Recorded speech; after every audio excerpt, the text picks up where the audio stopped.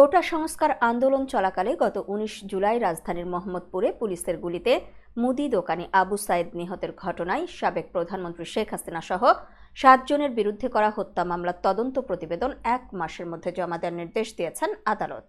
বৃহস্পতিবার Dhaka metropolitan magistrate Mohammad Zaki আল ফারাবী আগামী ১৫ সেপ্টেম্বরের মধ্যে মামলার প্রতিবেদন জমা দেওয়ার নির্দেশ দেন। এর আগে গত ১৩ August Dhaka metropolitan magistrate Rajesh চৌধুরীর আদালতে হত্যা মামলাটি দায়ের করেন মোহাম্মদপুরের বাসিন্দা এস.এম. আমির হামজা শাতিল।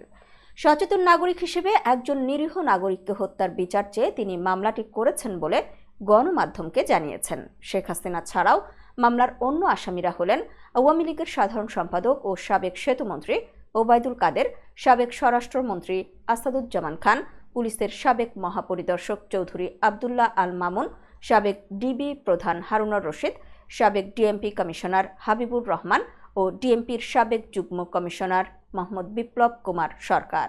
কোটা সংস্কার ও ছাত্র জনতার গণ অভ্যুত্থানের মুখে গত ৫ আগস্ট পদত্যাগ করে ভারতে চলে যাওয়ার পর শেখ হাসিনার বিরুদ্ধে দায়ের হওয়া এটিই প্রথম মামলা। মামলার অভিযোগে বলা হয়েছে, সম্প্রতি কোটা সংস্কার আন্দোলনে হাজার হাজার ছাত্র জনতা মিছিল সমাবেশ করে। ওইসব শান্তিপূর্ণ মিছিলে দেশের বিভিন্ন এলাকায় নির্বিচারে গুলি চালানো হয়। বহু ছাত্র জনতা নিহত ও আহত হন। গত ১৯ জুলাই মোহাম্মদপুরে বস্তিলার ৪০ ফিট এলাকায় ছাত্র জনতা শান্তিপূর্ণ মিছিল সমাবেশ করছিল।